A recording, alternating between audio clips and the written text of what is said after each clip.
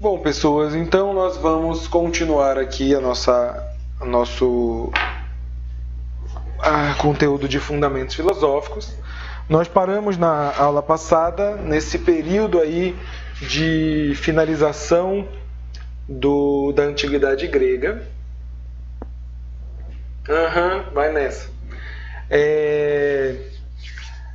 A gente parou então nesse período aí da finalização da Antiguidade Grega, que é justamente composto pelo cristianismo primitivo. Né? Então nós temos esse período de transição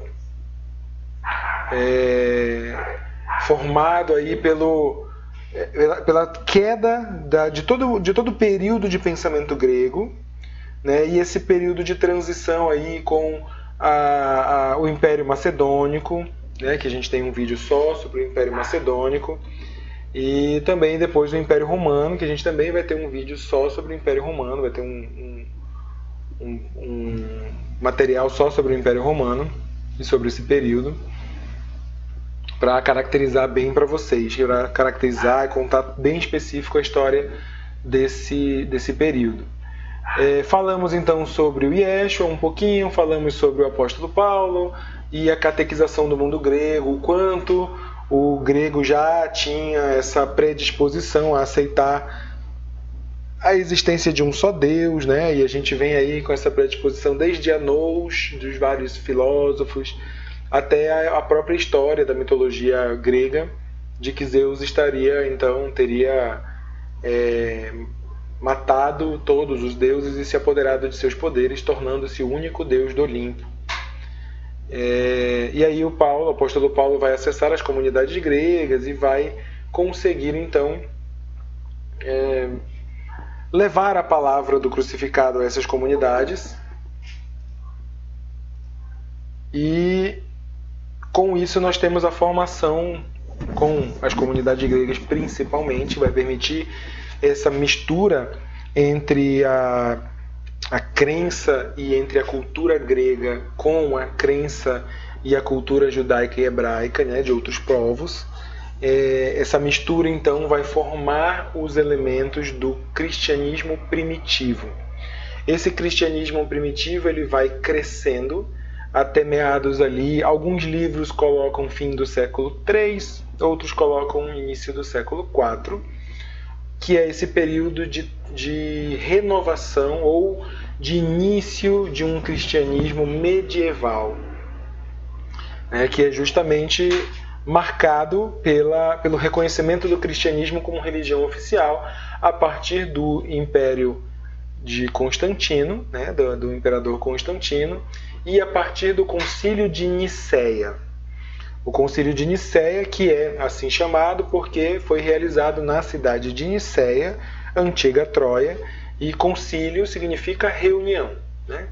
Bom, então foi uma reunião entre os principais líderes cristãos da época e algumas lideranças ou representações do próprio imperador, do próprio império, como forma de pacificar o império, que estava passando por momentos bem conturbados ali, principalmente com relação à perseguição dos povos pagãos, e o cristianismo naquela época era um pagão, né? Era uma crença que não era reconhecida pelo império, até porque o imperador era o próprio Deus ou representante de Deus na Terra. Com o Concílio de Nicéia se estabelece não só o reconhecimento do cristianismo como religião oficial, como também vai ter uma separação entre o poder religioso e o poder político e econômico. Então o império ele acaba sofrendo a sua primeira divisão. Antes o poder seria todo concentrado na figura do imperador, e o imperador então, por admitir e pela própria formação desse cristianismo primitivo, da organização dessa crença do cristianismo primitivo e de como essa crença vai se organizar a partir de agora, o imperador Constantino, ou qualquer imperador, ele perde a sua figura a sua categoria de Deus, até porque quem vai ser elevado à categoria divina será o crucificado, que vai ser então eleito e considerado por esses cristãos, agora parte de essa divindade, ou também Deus, né? Como o Filho único de Deus. E aí nós temos nesse período a criação da Igreja Católica, como nós falamos, a Igreja Católica como uma igreja universal para todos os povos, e também o início, é o que marca o início da Idade Média. Essa Idade Média, então, vai ser entendida como um período de trevas da filosofia e do pensamento ocidental, justamente porque muitos autores vão caracterizar este período como um período em que o conhecimento ele fica aprisionado, entre aspas, pela Igreja, e esse aprisionamento, esse conhecimento em poder da Igreja, seria também para fins de criação e organização de uma filosofia ou de um modo de pensamento próprio, que vai ser chamado de filosofia cristã. Então, a verdade colocada em Deus e no crucificado. Então, tudo aquilo que foi produzido pela academia, que estava... a academia ainda funcionava, tá? Ainda continuou funcionando durante muito tempo depois do Platão. E chegamos aí no início da Idade Média com a academia em pleno funcionamento. Inclusive, um dos pontos da academia e de escolas pós-socráticas, como eu falei, eram a educação dos povos romanos, principalmente dos soldados e dos filhos de soldados romanos. Bom, então a academia de Platão, ela se torna o primeiro mosteiro da Igreja Católica, que é chamado de Mosteiro de São Bento. São Bento, que é uma figura, um santo da Igreja que nunca existiu, né? Não existe a comprovação, ou não existe a composição de uma existência física de alguém que poderia ser esse São Bento. Esse São Bento ele nasce pela ideia da primeira atuação dos primeiros cristãos que, revendo e lendo e organizando a primeira Bíblia e organizando os primeiros passos da filosofia cristã, ou seja, entendendo todo aquele conhecimento para fins de catequese da igreja, para fins de catequese do povo, né, e a formação dos primeiros elementos da filosofia cristã, todos os escritos que serviam para este fim, toda aquela produção, tudo aquilo que havia sido escrito anteriormente e que servia para o fim da igreja, para a finalidade da igreja, eram então considerados bentos ou beatificados, né, puros. E aí recebia, e principalmente aqueles que não tinham, que isso era uma coisa também muito comum, muitos desses escritos não eram assinados, as pessoas não... Assim, isso daqui foi escrito por fulano de tal, então tinha lá o que era e não tinha quem havia escrito, né? Tinha a produção, mas não tinha o autor. E aí esse escrito, por ser considerado bento, foi dado, então, foi nomeado a São Bento, como se tivessem sido escritos abençoados por Deus ou por um espírito maior. E a igreja de São Bento, né, o mosteiro de São Bento, ele vai ser o primeiro que vai ser ali na academia platônica. O primeiro mosteiro de São Bento vai ser então responsável por organizar esses escritos e a composição da filosofia cristã. E a filosofia cristã ela tem duas grandes etapas, que é a patrística e a escolástica. A patrística ela começa aí por volta do século IV, e a patrística é responsável não só por organizar a filosofia cristã, estruturar a filosofia cristã, como também é responsável por muito da estrutura da religião cristã, né, a partir ali do século IV, entre o século IV e o século VII. Né? Toda a estrutura da igreja, toda a estrutura que a gente tem hoje da Igreja Católica, a estrutura da religião cristã, a partir da composição da Igreja Católica, porque a gente vê que os movimentos depois de todo o cristianismo como nós temos hoje são movimentos posteriores, são movimentos do final da Idade Média, né? Então nós passamos a Idade Média inteira com apenas uma forma de cristianismo, quase inteira, né? Com apenas uma forma de cristianismo. Depois nós vamos ter a divisão da igreja, com a criação da igreja apostólica romana e a manutenção da igreja ortodoxa, e aí duas formas de cristianismo. E por fim, no final da Idade Média, os movimentos de reforma e contra-reforma da igreja, que vão surgir então os neopentecostais e todas as novas configurações desse cristianismo. Mas vamos voltar para o cristianismo medieval, que é esse cristianismo que nasce com a patrística, representante maior Agostinho, né, ou chamado de Santo Agostinho, no qual eles são responsáveis pela organização da filosofia cristã, e a estrutura inicial da crença católica, da crença cristã, está na organização da patrística, principalmente porque é a patrística que vai conduzir o segundo concílio de Nicéia e, assim, todas as determinações desse segundo concílio, que dura um pouco mais do que o primeiro concílio de Nicéia, e, por exemplo, se discute a Trindade, né? A composição da Trindade é feita no segundo concílio, a Assunção de Maria como mãe de Cristo e como também uma criatura beatificada, uma criatura bênção, né? Abençoada, e a própria Assunção, né, aos céus, ou seja, Maria subiu sozinha aos céus,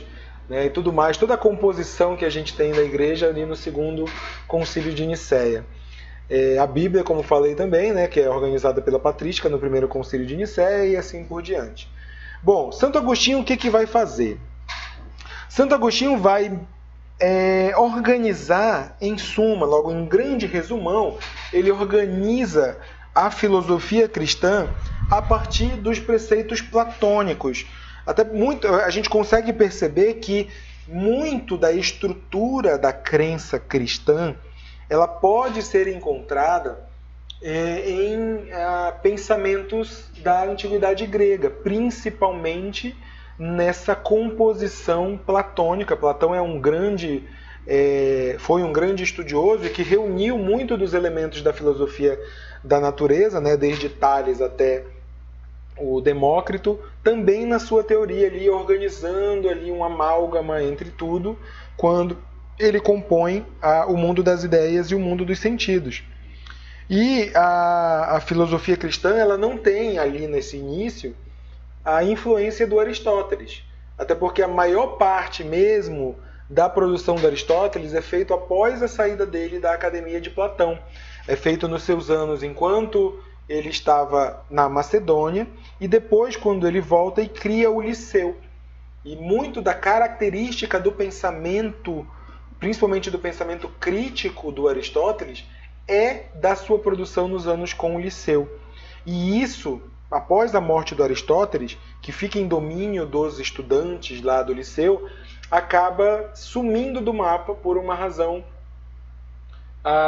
não necessariamente conhecida hoje ainda, tipo assim, uma razão desconhecida ainda, porque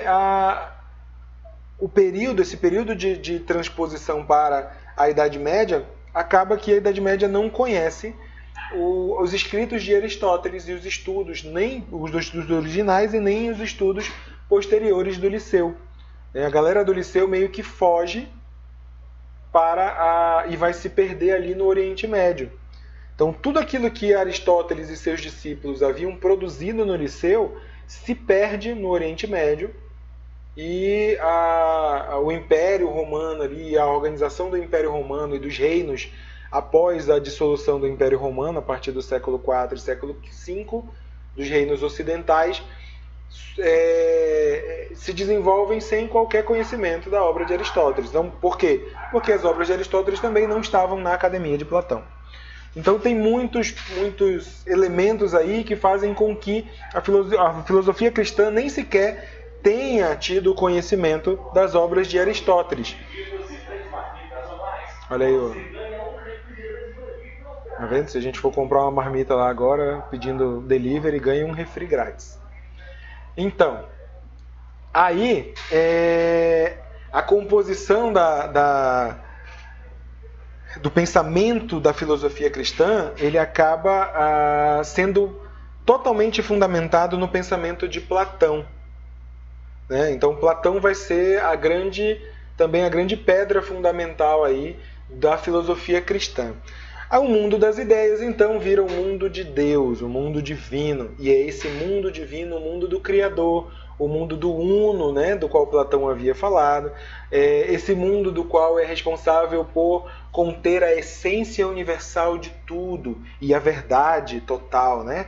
Toda a verdade, então, vem do reino dos céus, ou vem do reino suprassensível, o reino que não é deste mundo.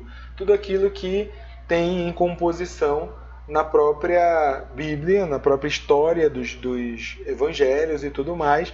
Então esse mundo das ideias vira esse mundo divino, e o mundo dos sentidos, o mundo humano. E as relações entre esses mundos acabam se dando da mesma forma. E durante toda a Idade Média, a gente tem aí essa característica de que o conhecimento do homem, ele é um conhecimento revelado pelo mundo das ideias, ou, né, pelo mundo de Deus. O conhecimento é revelado por Deus, e o que resta, assim como o que restava para Platão ao homem era usar da sua razão para acessar o mundo das ideias, isso se torna na filosofia cristã usar da sua fé para acessar Deus. E Deus era o único que poderia, através da fé e não mais da razão, né? Até porque o homem não pensa, não tem a ideia de razão na Idade Média não é a mesma, a razão é dada por Deus, e a fé é a única capaz de acessar a Deus para conhecer a verdade. Então tudo isso vai ser fundamentado, é lógico que eu estou fazendo um grande resumão aqui sobre esse período, mas tudo isso vai ser composto a partir da patrística, organizando as primeiras formas dessa filosofia cristã, né? Dessa filosofia cristã medieval. Bom, uma historinha rápida para a gente compor aí, a gente vai passar bem rápido pela Idade Média, né? Muito do que eu conto aqui para vocês da Idade Média tem a ver com a defesa do Jacques Le Goff, inclusive eu cito ele no texto também. O Jacques Le Goff é um historiador da Idade Média e em que ele defende a Idade Média como um período necessário para o conhecimento ou para a epistemologia. Então ele vai dizer, por exemplo, que nós temos hoje, nós compusemos a Idade Moderna, e tudo o que a Idade Moderna trouxe só foi possível por causa da Idade Média. Então ele vai defender um entendimento diferente de que a Idade Média ela não foi um período de trevas, ela teve sim um grande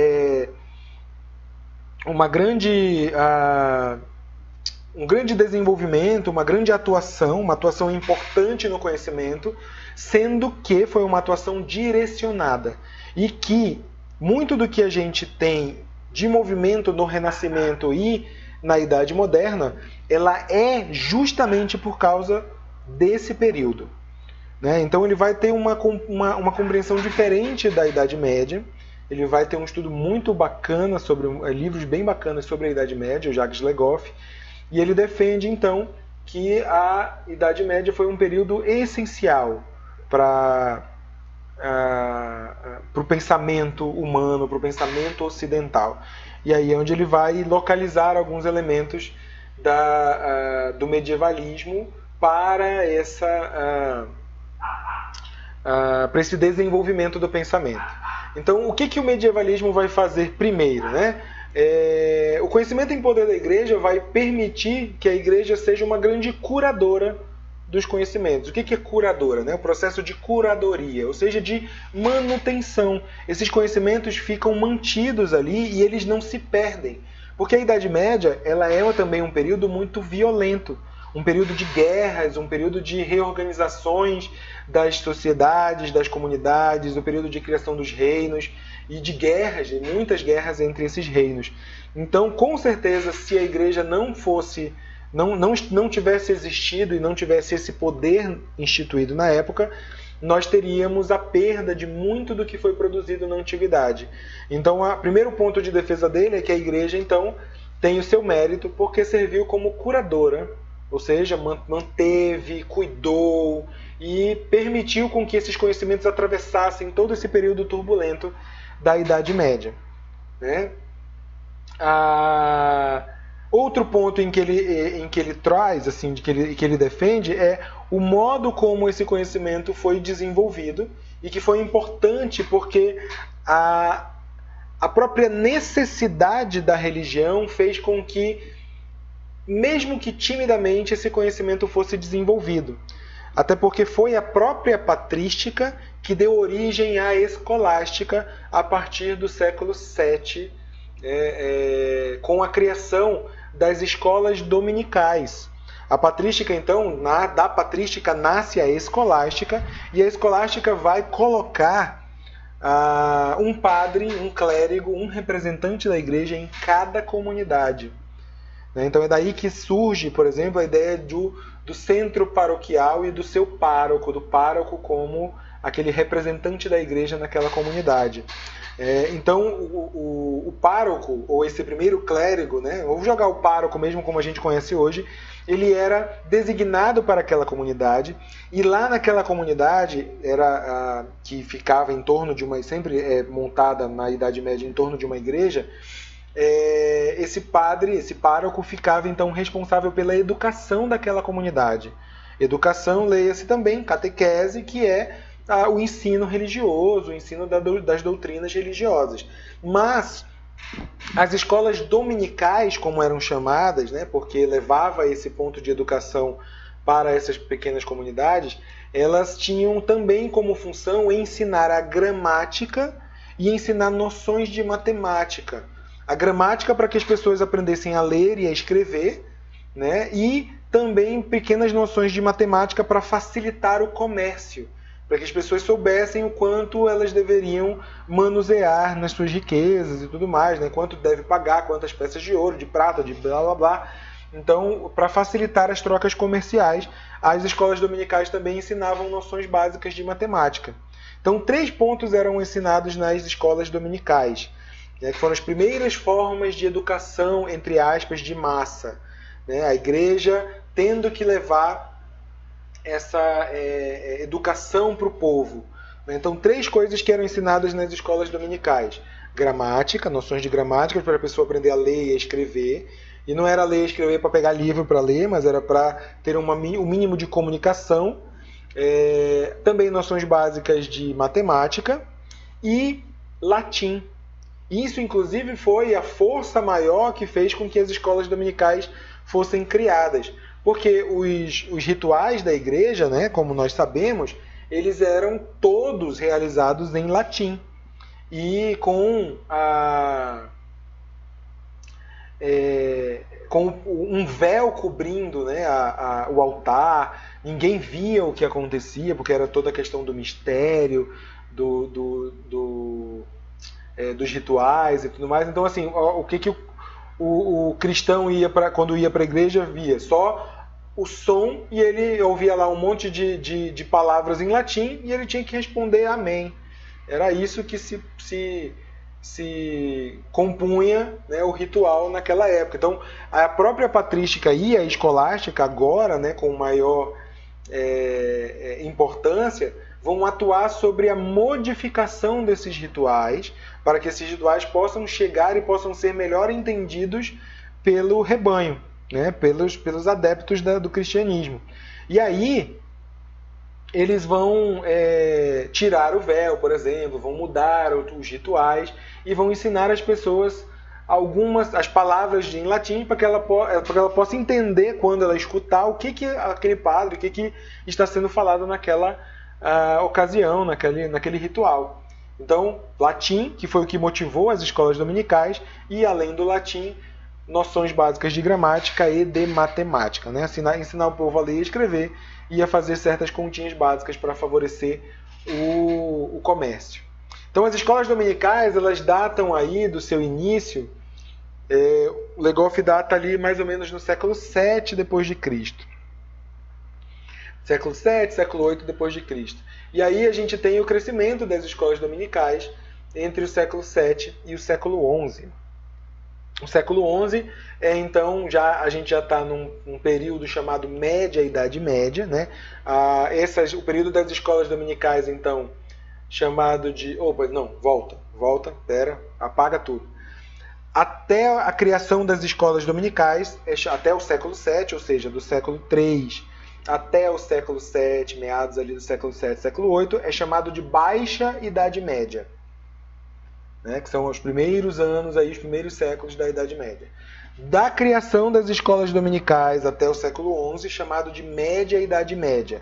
São as primeiras revoluções e mudanças na igreja e na filosofia cristã, e também na composição dessa igreja, dando um pouco mais de educação, aí, levando um pouco mais de educação, e essa educação em função também dos objetivos da igreja, para o povo. São os primeiros momentos aí de mudança, inclusive, nesse processo de educação na Média Idade Média.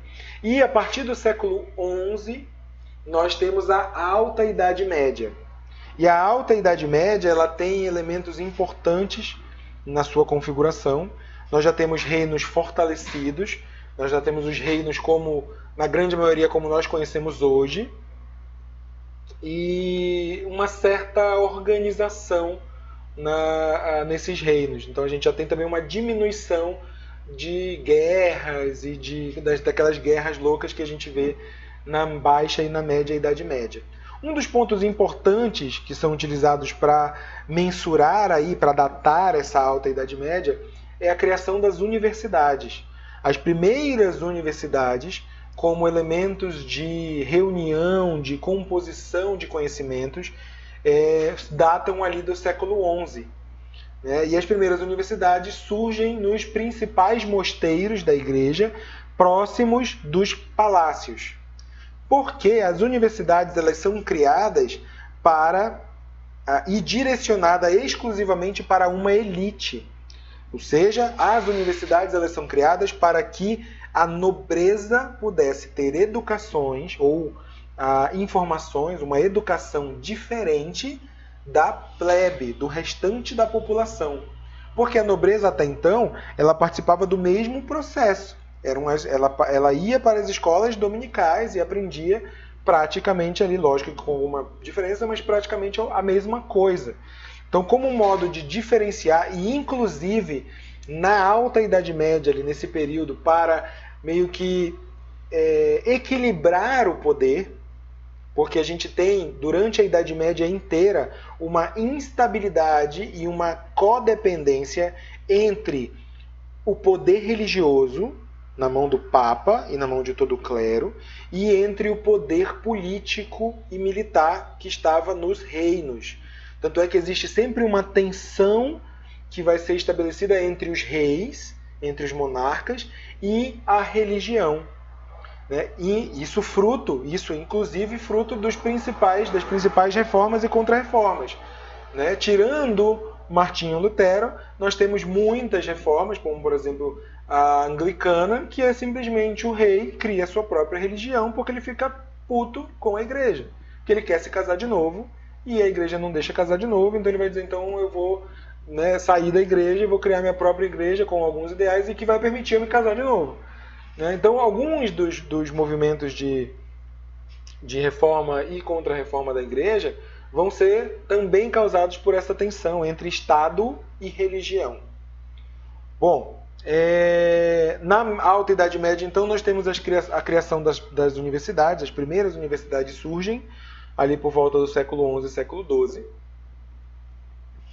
Sim, exatamente. Se dá sempre muito essa tensão aí, alguns filmes retratam essa tensão entre o Estado, entre o poder do Estado, que seria o poder do monarca, e o poder da igreja.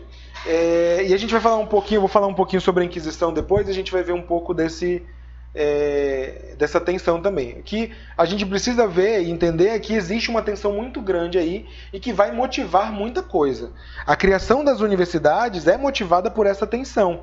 O Estado começa, o monarca, a nobreza, como um grande poder, começa a cobrar atitudes diferentes da igreja. Pera lá, a plebe, o pé rapado, o cara lá dos confins do sabe Deus de onde está recebendo a mesma educação. Meu filho está recebendo a mesma educação que ele. E nós somos privilegiados, nós somos de uma natureza diferente.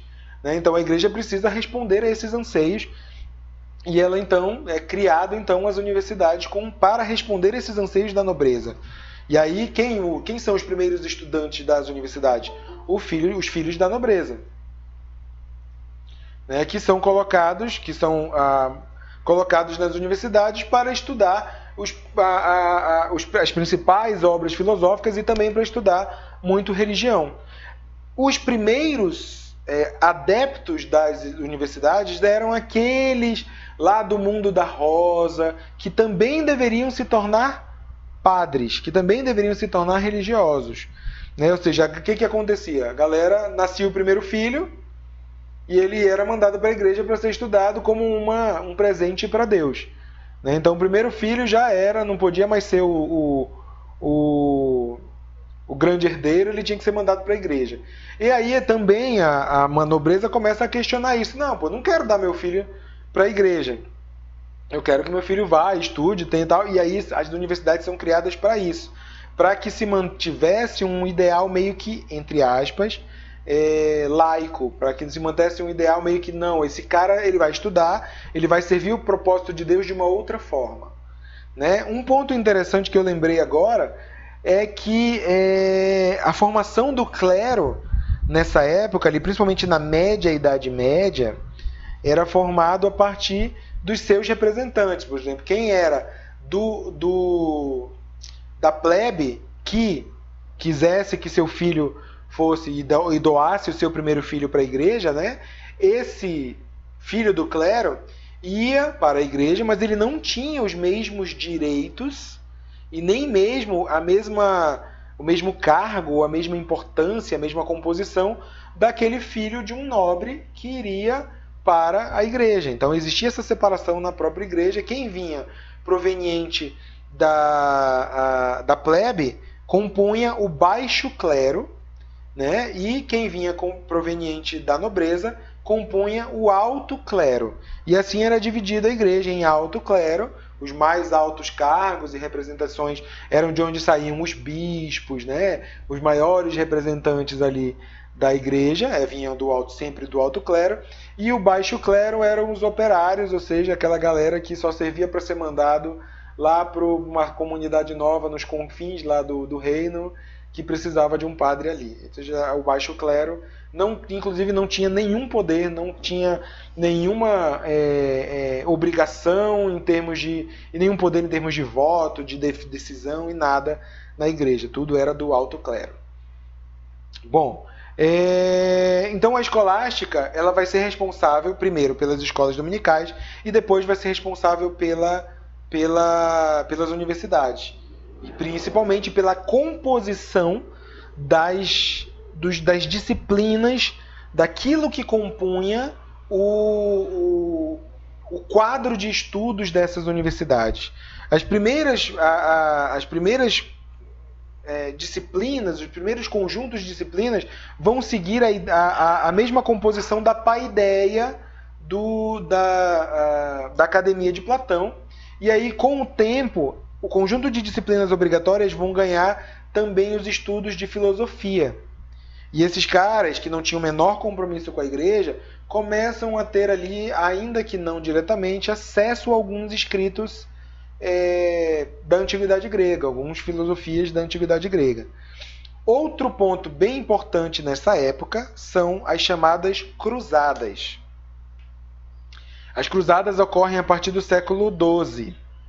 E as cruzadas, como a gente sabe, elas são ali tem o propósito de entrar nas comunidades não cristãs, né?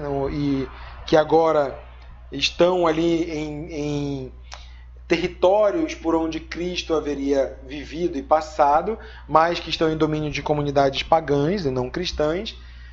E também, primeiro, tem esse propósito de entrar nessas comunidades para resgatar ali esse território por onde Cristo havia passado e catequizar ou levar a palavra de Cristo para essas comunidades. Mas a gente tem elementos importantes aí também. Dá para ver naquele vídeo lá sobre a história do mundo que um dos árabes, um dos impérios árabes, eles vão passar ali pelo norte da África e eles vão chegar até a Península Ibérica, ali onde é a região de Espanha e Portugal. E a Península Ibérica, ela foi durante muito tempo dominada pelos árabes. Muito tempo. Ficou apenas 2 reinos, que é o reino, eu não vou lembrar agora muito bem, eu não vou lembrar agora, que fizeram ali resistência ao domínio árabe, inclusive, né, conseguiram depois de um tempo expulsar os árabes da Península Ibérica, retomando o poder das comunidades ibéricas naquela região. As cruzadas elas foram também meio que uma represália a esse movimento. Depois que os árabes foram expulsos, depois de constantes guerras ali, que os árabes foram expulsos no período da Média e Idade Média, e que eles foram expulsos da Península Itálica e voltaram para o Oriente Médio, e a galera começou agora, a gente vai meio que dar uma resposta, e a resposta foi também pela religião, né, que é um dos pontos dessa tensão entre o Estado e a religião. O Estado precisava de um motivo para guerrear, e esse motivo foi também dado pela Igreja, foi também dado, né, foi um motivo santo. Então a gente não está indo ali para essa galera para dizimar, para matar, para conquistar. A gente está com um propósito santo, a gente vai recuperar as terras por onde Cristo passou e levar a palavra de Cristo a essas comunidades, a essas pessoas pagãs que precisam da salvação do Cristo. E assim foi, né? Nós temos vários estudos sobre as cruzadas, inclusive políticos, sobre esse período das cruzadas. A cruzada ela foi um movimento político, ela foi um movimento de Estado e que foi endossado pela religião. Então, as cruzadas não foram só tipo o homem matando em nome de Deus, não. Ela tem todo um movimento político que, por conta dessa tensão entre Estado e religião, acabou também sendo endossada pela religião. Então tem ali um cunho muito também de políticas de Estado, das monarquias da época e, logicamente, um interesse, aquele eterno interesse do Ocidente com o Oriente e principalmente com as riquezas do Oriente. A nobreza ela precisava de riquezas, ela precisava manter as riquezas porque as guerras consumiam muito, em posses, em riqueza, em ouro. E essas fontes precisavam se renovar. Uma primeira fonte de renovação das riquezas foram justamente as cruzadas. As cruzadas, então, entraram em territórios mais orientais e, além de dizimar povos, foi feito um saqueamento, dessas comunidades. Os tesouros, as riquezas, ficavam em poder da nobreza e, também, junto com isso, o conhecimento, os livros, aquilo que existia de produção de conhecimento nessa parte mais ocidental era destinado à igreja, tudo era levado para a igreja e em posse da escolástica. Então um resultado também, como um resultado das cruzadas, a recuperação das obras de Aristóteles. E também de seus comentadores, de tudo aquilo que durante o período da Idade Média também, no Oriente Médio, vai se ter de desenvolvimento dessa filosofia aristotélica. Então Aristóteles volta para o cenário da filosofia ocidental, volta para o cenário do pensamento ocidental. E a escolástica vai ser a responsável por receber esses novos estudos, essa nova compreensão e, logicamente, direcionar isso para a filosofia cristã. Então, a nous de Aristóteles também vai ser utilizado neste mesmo sentido para o mesmo propósito que Platão foi utilizado na Patrística de Santo Agostinho. Só que com uma diferença. As universidades já tinham participantes que não tinham qualquer compromisso com a religião. E a própria escolástica começa a liberar a filosofia como um conteúdo que eles chamam de conteúdo ou disciplina humanística, que tinha nesse conjunto de disciplinas humanísticas, inclusive nesse momento na Alta Idade Média, nós temos um primeiro ou uma faísca de um primeiro movimento humanista na filosofia ou no pensamento ocidental, em que colocava a filosofia, as artes, a retórica, a linguagem como disciplinas humanistas, não diferente das disciplinas exatas, como a matemática, que também era amplamente estudada nas universidades. Então essas disciplinas, dentro do rol das disciplinas humanistas, vem a filosofia e, por consequência, a filosofia de Aristóteles também. Qual é a grande característica de Aristóteles? E o grande perigo naquele momento era justamente nesse pensamento de Aristóteles de que o mundo das ideias não existe. Quando a igreja toma em posse uma teoria, algo que cita Platão e que critica Platão, ao dizer que o mundo das ideias não existe, porque o Aristóteles vai fazer críticas aos escritos platônicos, e ele vai mencionar o Platão e as suas ideias nos seus escritos. Essas críticas ao Platão essas críticas ao mundo das ideias é também uma crítica direta ao mundo divino. Se não existe mundo das ideias, era a mesma coisa para esses caras de dizer não existe mundo de Deus, esse mundo de Deus não existe. E mais, né? O Aristóteles falava que tudo que a gente precisa conhecer do mundo, tudo que a gente precisa conhecer da coisa, não está no mundo superior, está na própria coisa. Olha o boom que isso vai trazer, olha a loucura que isso vai trazer para essa época, e quando começa a chegar em poder desses estudiosos, dessa galera que não tinha qualquer compromisso com a igreja, que não ia se tornar padre, que não tinha por que defender os interesses da igreja e, logicamente, defenderia os interesses da sua classe e do seu poder, isso seria um desequilíbrio entre essas forças. A igreja começaria aí a perder a sua força em razão do poder do Estado. E é justamente essa perda de força que faz com que os monarcas comecem a questionar, como a gente vai ver aí no século XV, século XVI, século XVII, o questionamento e toda a mudança do cenário que vai ocorrer não só na filosofia, como também na própria religião, que perde o seu poder, e outras religiões são criadas com os mesmos princípios do cristianismo original, mas com objetivos diferentes. Então, assim, a escolástica recebe os escritos de Aristóteles e isso muda completamente o entendimento daquela época, principalmente por conta das principais críticas que o Aristóteles vai fazer ao Platão.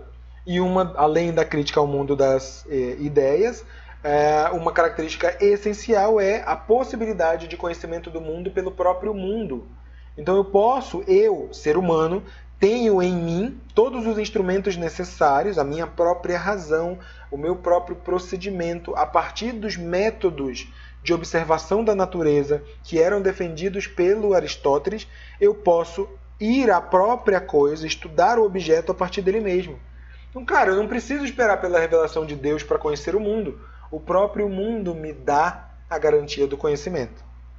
Então eu tenho já temos então a criação das universidades e as cruzadas com o retorno de Aristóteles. Outro ponto importante, são as primeiras e as grandes navegações ali no século XV.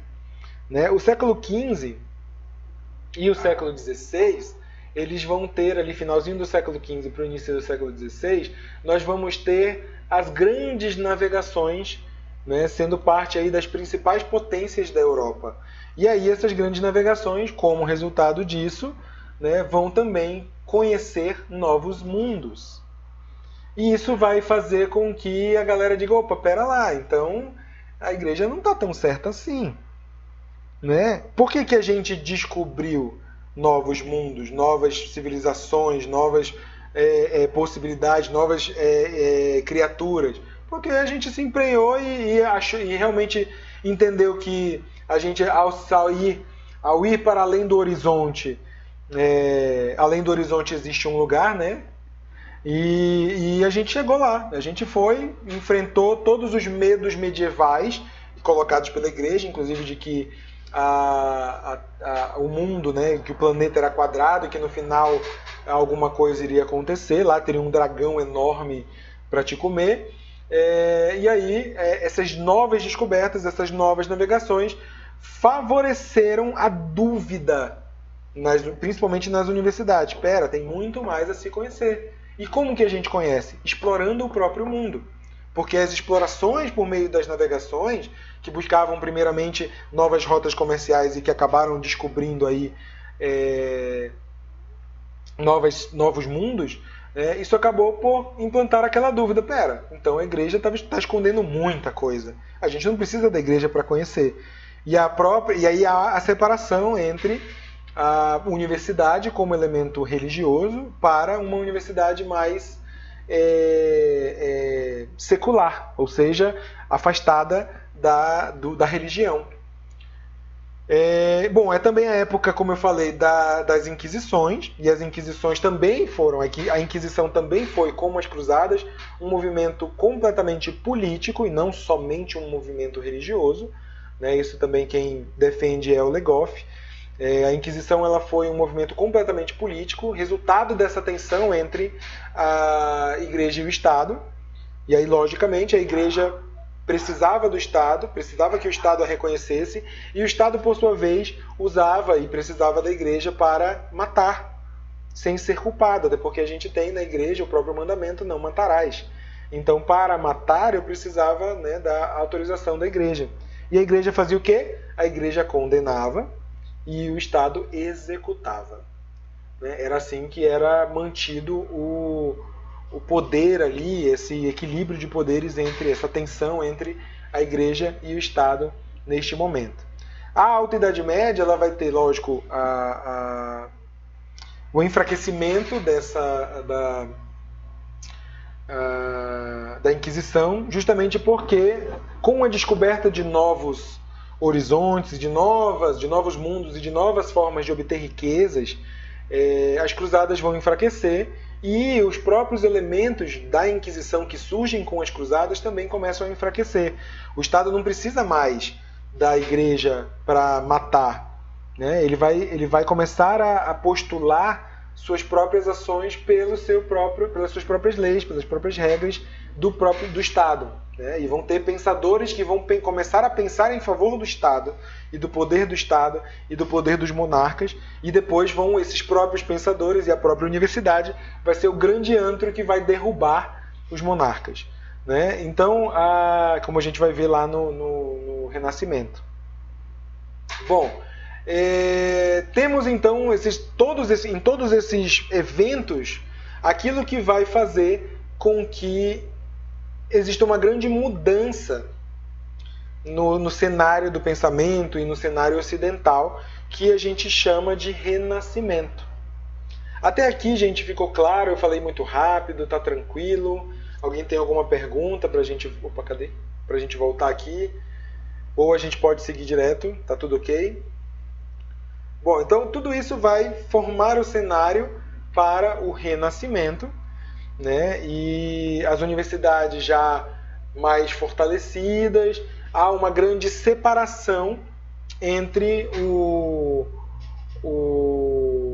poder da igreja, entre a igreja e a própria universidade. A universidade começa a tomar as suas primeiras formas de secularização, ou seja, desse afastamento da igreja, e é justamente o Renascimento vai ser o pano de fundo para o nascimento da Idade Moderna e para o nascimento das grandes ciências. Então nós temos aqui, a influência, o final do século XIV, como uma influência muito grande para a modificação do pensamento e tudo aquilo que eu estava falando para vocês. As viagens e o comércio vão mudar, o cristianismo vai perder a sua força e o Renascimento, ou o movimento renascentista, vai buscar se libertar da religião. Primeiro, o que vai ser o movimento renascentista? E que vai alcançar aí as artes, a filosofia e vários outros eventos e movimentos humanos. O movimento renascentista filosófico, na filosofia, no pensamento ocidental, ele vai defender e vai buscar o retorno dos estudos da filosofia da antiguidade. Então esses caras vão começar a exigir ler os filósofos gregos na própria fonte. Eu não quero mais saber do estudioso X da igreja que leu o Platão e está falando isso aqui do Platão. Eu quero ler Platão na fonte. Esse vai ser uma das principais características do movimento renascentista, né? Retomar os estudos dos filósofos da natureza, retomar os estudos dos filósofos da antiguidade. E o segundo ponto, então, dar um novo direcionamento, diferente daquele que a igreja já havia dado durante todo esse tempo, dar um novo direcionamento, um novo início para o conhecimento. Essa é a grande característica do renascimento filosófico, né? De você resgatar, renascer, fazer renascer os estudos da filosofia da antiguidade para dar uma continuidade ou uma nova configuração para esse conhecimento. E essa nova configuração vai ser chamado, né, pelo nome latim de scientia. Deixa eu escrever aqui para vocês. Nós temos a Sofia, como aquele conhecimento da antiguidade, né, a filosofia, a Sofia, e o novo conhecimento vai ter então o nome latim, grego Sofia, o nome latim de ciência, ou scientia. Essa palavra em latim, ela tem o mesmo significado desta palavra em grego. Só que agora o conhecimento da ciência, ou seja, desse saber, esse novo saber, seria de uma ordem diferente do velho saber. Então eu tenho a separação aqui entre o conhecimento filosófico, entendido como um conhecimento antigo, da antiguidade, e o conhecimento novo, que é o conhecimento científico, conhecimento mais modernizado, mais da característica dessa modernidade como novo elemento, como mais moderno, como mais atual, como diferente do conhecimento antigo. Então, conhecimento novo, conhecimento antigo. Conhecimento antigo, grego, conhecimento novo, latinizado, ou a partir do latim. Por isso, esse novo, a ciência, né, é dado como um conhecimento novo, diferente, em todas as suas características, do conhecimento antigo. E aí eu tenho a separação entre o conhecimento filosófico, o conhecimento científico e o conhecimento da religio, ou seja, da religação ou da religião. 3 formas de conhecimento diferentes, do qual a ciência vai se destacar das duas anteriores. O movimento científico, o renascimento vai ser o grande pano de fundo para que a ciência moderna surja nessa tentativa de se libertar da religião, nessa tentativa e nessa busca por se libertar da religião e por se afastar do conhecimento antigo. Então eu tenho aqui os 3 conhecimentos diferentes, do qual a ciência vai buscar o tempo todo se afastar desses dois, e ser de ordem e crescer de ordem diferente. Beleza? Alguma dúvida? Alguma pergunta? Bom, com o Renascimento, o ser humano, a figura do ser humano volta ao centro do pensamento. Nós voltamos a uma ideia mais centralizada desse humano como ator do seu próprio conhecimento, do próprio destino, da própria vida. E aí surge o que é também conhecido, né, como o grande movimento humanista. O Renascimento é conhecido como um grande movimento humanista, surgindo aí com a ideia de que o homem, o ser humano, está no controle e domínio do mundo e da própria vida.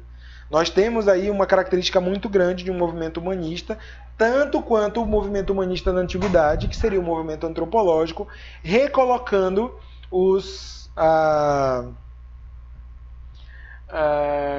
ser humano ou as características, as coisas humanas no centro do estudo, as coisas materiais no centro dos estudos.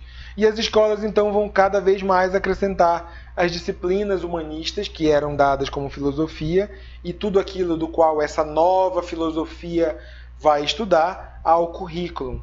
E aí o processo de secularização, como eu falei, da universidade. Também temos a compreensão desse movimento e do próprio homem, do coisa, como um elemento individual e singular, né, ou a individualidade humana aí a partir da característica desse renascimento. Bom, falamos já do retorno da filosofia grega clássica, né, para dar continuidade ao pensamento. Característica epistemológica, então, dessa época, o retorno à observação da natureza e à filosofia natural. Temos o surgimento e cada vez mais o aparecimento da noção de historicidade, que seria essa ideia de que as coisas e que a história é feita ao longo da vida, né?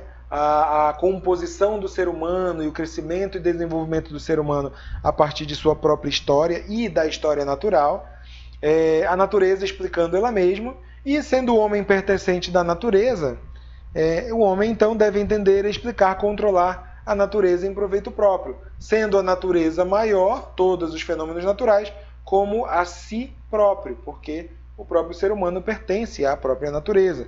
Então, surge como uma característica desse novo pensamento, dessa ciência, a busca por entender, explicar, mensurar e controlar a natureza em proveito próprio, como a gente viu lá, né, com o Descartes e os empiristas.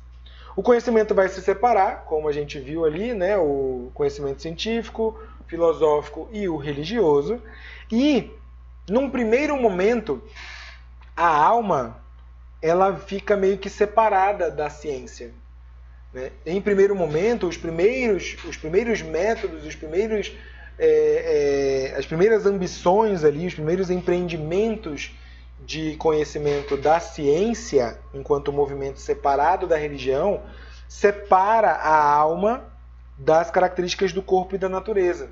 A alma ela fica como dado suprassensível, dado à religião, e o corpo dado às ciências e filosofia. Então a religião continua, isso é meio que uma forma de também dar manter um pouquinho ali o equilíbrio, também manter um pouquinho o equilíbrio dessa tensão entre religião e essa secularização da universidade, que a religião vai perder, a igreja vai perder a sua ação sobre as universidades. É uma coisa assim, vamos fazer um acerto aqui, a religião, ou a alma, né, fica com coisas da religião. A gente não quer saber de alma, a gente quer saber do corpo, a gente quer saber das coisas materiais. Então, a ciência e a filosofia ficam com o universo sensível e a religião fica com o universo suprassensível. Só que, deixa eu ver se tem aqui. Não. Só que a alma, então, quando se começa a estudar e começa a se questionar ali no finalzinho, principalmente no século XVI, de onde vem o conhecimento, então, já que a alma é de outra natureza, a alma vai dar lugar a um novo elemento, que é justamente a ideia de mente. A mente surge como substitutivo da alma para formar a nova dicotomia. E aqui fica aqui meio que um dado de heresia, né? Você não poderia falar a palavra alma na ciência. Por isso que hoje, por exemplo, quando a gente vê a tradução, entre aspas, né? A tradução moderna da psicologia, psique, várias vezes vocês vão encontrar em vários livros dizendo que psique é a mente. E quando psique é a palavra grega para alma, né? E a própria psique é estudada pelos gregos antigos como característica da alma, como elemento que dá animosidade ao corpo. Só que essa animosidade do corpo é defendida pela religião como a alma divina. Então eu não podia mais entender essa alma da mesma forma. Vira uma coisa que não se pode falar, é meio que proibido a falar nos halls científicos, até hoje. Se a gente fala em alma, né, muitas vezes a palavra alma nos leva a uma conotação religiosa. E a gente o cientista, né, aquele que fala a partir das ciências, que fala a partir de um conhecimento confiável, fala em mente, em processos mentais e não em alma. E aí a gente vê nos próprios livros a tradução da psique, da palavra grega psique, como mente. Por quê? Porque a mente vai ser o elemento substituto que, lembrem que lá no começo, antes do Descartes, a mente era compreendida da mesma natureza do corpo. Quem vai propor que a mente é de uma natureza diferente do corpo é o Descartes, no final do século XVI. Então, praticamente durante um século aí de movimento ainda desse renascimento, nós temos uma compreensão de que, por exemplo, o nosso pensamento não é produto da alma, é produto de uma mente que, inclusive, é entendida como uma função do corpo. Não sei se dá para entender, aí se está dando para ligar já uma... Eu acho que agora a gente chega no momento das duas disciplinas em que vocês conseguem identificar uma coisa e outra. Né? Porque quando a gente falava lá em História da Psicologia, né, antes de falar ali no capítulo 2 do Descartes, que o Descartes vai se opor a um pensamento tradicional sobre a mente e sobre essa divisão mente-corpo, e ele vai dizer, não, a mente é de uma natureza diferente da natureza do corpo. Porque todos os filósofos, todos os estudiosos da época afirmavam que a mente era da mesma natureza e a mente era uma função corporal. Pensar é uma função do corpo, sentir é uma função do corpo, se emocionar é uma função do corpo e não da alma. A alma é de outra ordem, porque a alma está na religião e a religião vai entender a alma, né, de uma outra ordem. Mas a ciência determina, então, neste momento, que a nova dualidade, ou a dualidade científica, seria organizada entre mente e corpo, e a mente sendo um processo ou uma função desse corpo, uma função dessa natureza sensível, até que o Descartes vai dizer, não, vamos separar de novo, a mente é de uma natureza, o corpo é de outra natureza. Beleza? Então, aí a gente tem mais ou menos o pano de fundo para aquilo que a gente discutiu no capítulo 2 também. Bom, por fim, nós temos o Renascimento entendido como esse período de transição entre a Idade Média e a Idade Moderna. Né? Então, o Renascimento termina, ou pelo menos é uma grande concordância entre os historiadores, que o início da Idade Moderna se dá com o advento e fortalecimento das novas ciências, e aí a gente tem no Renascimento o período de transição que dá esse pano de fundo, né? que constrói esse cenário para a Idade Moderna, que também tem outras características que a gente vai ver depois, na próxima aula, a partir da próxima aula. A filosofia natural fica reduzida aos elementos matemáticos e o método científico garante a legitimidade do conhecimento através da mensuração da natureza.